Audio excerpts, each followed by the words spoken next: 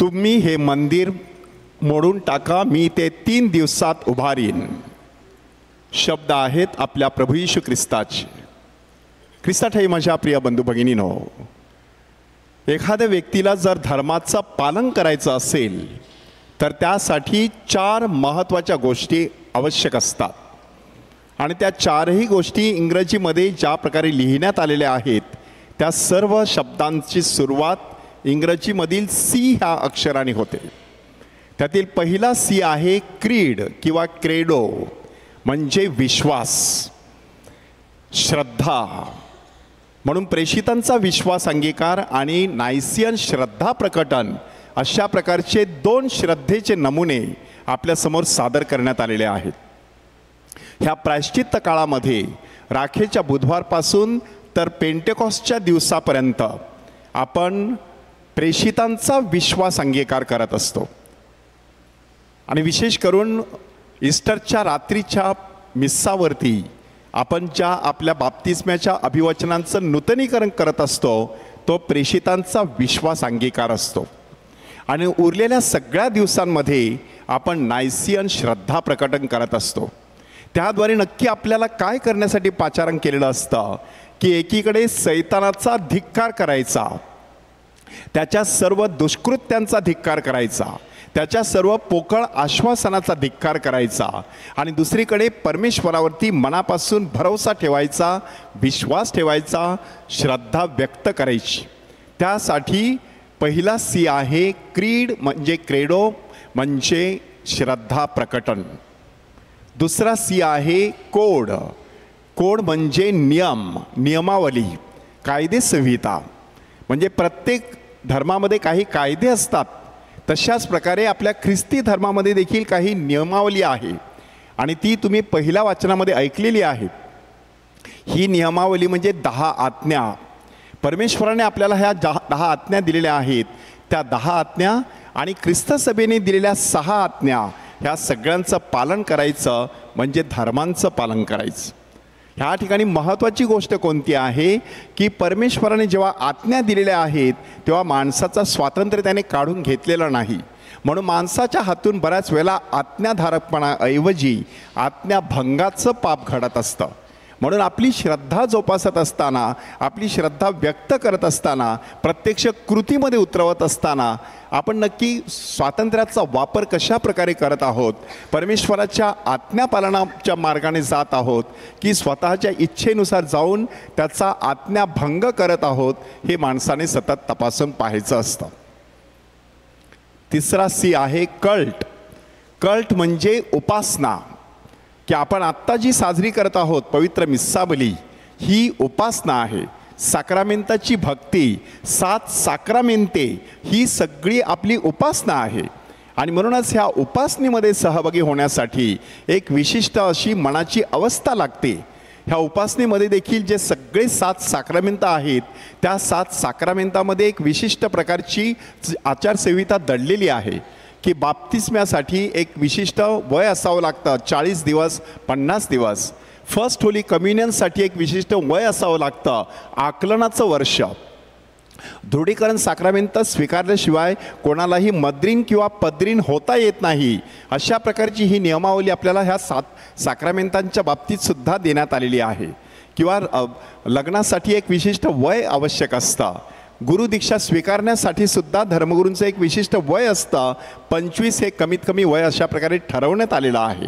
म्हणजे अशा प्रकारची ही जी उपासना आपण साजरी करत असतो त्या उपासनेसाठी सुद्धा काही नियम आहेत की आपल्या ह्या मिस्साबलीमध्ये एखादी अख्रिस्ती व्यक्ती सहभागी झाली तर त्या व्यक्तीला कम्युनियन स्वीकारता येत नाही. हा ह्या उपासनेचा नियम आहे. म्हणजे उपासना साजरी करत असताना देखील त्या उपासनेचे विशिष्ट नियम असतात, ते माणसाने पाळायचे असतात.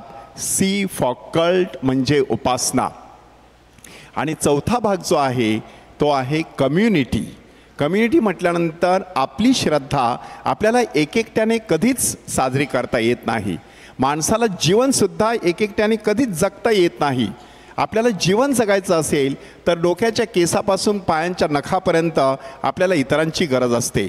केस कापण्यासाठी आपल्याला न्हावी लागतो, कपडे शिवण्यासाठी आपल्याला शिंपीट किंवा टेलर लागतो, किंवा पायामध्ये चप्पल घालण्यासाठी आपल्याला चांभाराची गरज असते, आपल्या ताटामध्ये येणारं अन्न असतं त्याच्यासाठी शेतकऱ्याची गरज असते, वेगवेगळी विज्ञान तंत्रज्ञानाची उपकरणं आहेत ती तयार करण्यासाठी एक्सपर्ट लागतात. म्हणजे हे सगळं आपण कशासाठी सांगत आहोत? कोणताही मनुष्य निर्जन बेटासारखं जीवन जगू शकत नाही. म्हणून धर्माचं पालन करायचं असेल तर त्यासाठी सामुदायिक जीवन, श्रद्धा व्यक्त करणारा श्रद्धावंतांचा जो समुदाय असतो तो समुदाय देखील तितकाच महत्त्वाचा आहे. आजच्या शुभवर्तमानामध्ये प्रभू येशू ख्रिस्त मंदिराचं शुद्धीकरण करतो. त्याद्वारे ह्या सगळ्या गोष्टी त्या ठिकाणी दिसून येत आहेत. श्रद्धा त्या ठिकाणी दिसून येत आहे. उपासनेसाठी आवश्यक असलेली जी जागा आहे त्या जागेचं देखील पावित्र्य कसं राखावं ते आपल्याला दाखवण्यात आलेलं आहे. त्या ठिकाणी जी कम्युनिटी प्रार्थना करत आहे त्या प्रार्थनेमध्ये अडथळा येऊ नये म्हणून प्रभू येशू ख्रिस्त मंदिराचं शुद्धीकरण करत असतो. हे मंदिर कशा प्रकारे उभारण्यात आलं होतं किंवा त्या मंदिरामध्ये बसण्याची व्यवस्था कशी होती हे जर तुम्ही लक्षात घेतलं तर येशूने नक्की शुद्धीकरण कोणत्या भागाचं केलेलं आहे आणि त्यामुळे नक्की कोणते परिणाम झालेले आहेत हे आपल्या लक्षात आल्याशिवाय राहणार नाहीत. की आता आपलं हे जे चर्च आहे त्या चर्चचं उदाहरण जर घेतलं की हे समजा जेरुसलेमचं मंदिर आहे तर ह्याच्या मागे, पडद्याच्या मागे पवित्र स्थान असायचं. त्याच्या समोर एक वेदी असायची, त्या ठिकाणी धूप जाळला जायचं. जखऱ्या त्या ठिकाणी उभा राहून परमेश्वराला धूप अर्पण करत होता आणि तिथे त्याला देवदूताचं दर्शन झालं. त्या वेदीच्या समोर जी जागा असायची ती याजकासाठी असायची. त्यांच्या मागे असायचे सरदार, दरकदार, समाजातील सगळे प्रतिष्ठित लोक, त्यांच्यासाठी खास राखीव जागा त्या ठिकाणी ठेवलेली असायची. त्यानंतर त्याच्या मागे सगळे पुरुष असायचे. त्या पुरुषांच्या मागे सर्व स्त्रिया आणि त्यांच्याबरोबर असलेली छोटीशी लेकरं किंवा बालकं, अशा प्रकारे बसण्याची व्यवस्था जेरुसलेमच्या मंदिरामध्ये करण्यात आलेली होती. परंतु जेरुसलेमचं मंदिर हे फक्त यहुदी लोकांसाठी नव्हतं, ते सार्व राष्ट्रीय प्रार्थना मंदिर होतं.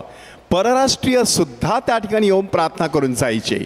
मात्र त्या परराष्ट्रीयांसाठी वेगळी जागा नेमण्यात आलेली होती की आपल्या चर्चच्या सगळ्या बाजूला जो परिसर आहे तशा प्रकारचा रिकामा परिसर त्या परराष्ट्रीयांसाठी असायचा.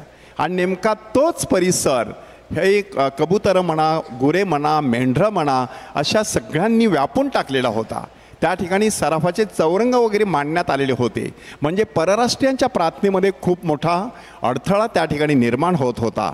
म्हणून प्रभू येशू ख्रिस्ताने आपल्या हातामध्ये चाबूक घेतला आणि तो सगळा परिसर स्वच्छ करण्याचा प्रयत्न केला. त्याद्वारे दोन गोष्टीचे परिणाम झाले. एकीकडे त्या मंदिरामध्ये जो कर भरला जायचा त्याचा 50% हिस्सा प्रमुख याजकाच्या खजिन्यात जायचा. दुसरा 50% हिस्सा हा रोमन अधिकाऱ्यांच्या खजिन्यामध्ये जायचा. म्हणजे सरकार, रोमी सम्राट कैसर औगुस्त ह्याच्या खजिन्यामध्ये जायचं. येशूने हे कृत्य केल्यानंतर जणू काही सापाच्या शेपटीवरती पाय ठेवला. दोन प्रकारच्या अधिकाऱ्यांना त्याने अशा प्रकारे डिवचलं आणि नंतर आपल्याला त्याचा परिणाम जाणवला की प्रमुख याजकापासून आणि रोमी सरकारपासून सगळेजण प्रभू येशू ख्रिस्ताच्या विरोधात गेले. परंतु येशूने मात्र खंबीर अशी भूमिका बजावलेली आहे. ह्या दिवसांमध्ये आपण चिंतन करत आहोत. एकीकडे आपण प्रार्थनामय जीवनाविषयी चिंतन केलं. आज आपण सामाजिक जीवनावरती पासाच्या प्रवचनावरती चिंतन करणार आहोत. स्वतःला हा प्रश्न विचारायचा आहे की मी धर्म पाळतो म्हणजे नक्की काय करत आहे? माझी श्रद्धा वाढण्यासाठी मी नक्की माझ्या जीवनामध्ये काय करत आहे? माझी श्रद्धा व्यक्त करण्यासाठी मी ही उपासना साजरी करण्याकरिता माझ्या मनाची कशा प्रकारे तयारी करत आहे? मला जे ख्रिस्त सभेने नियम लावून दिलेले आहेत ते नियम मला मनापासून पाळावेसे वाटतात की ते मला ओझ्यासारखे वाटतात?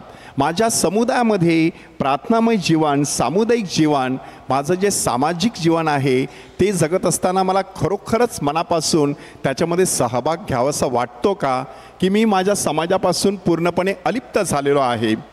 अशा पार्श्वभूमीवरती येशूने म्हटलेली जे वाक्य आहे ते वाक्य आपल्या चिंतनासाठी आज घ्यायचं आहे की आपण अशा प्रकारचं जे स्वतःचं मंदिर उभं केलं असेल ते येशू सांगतो मोडून टाका.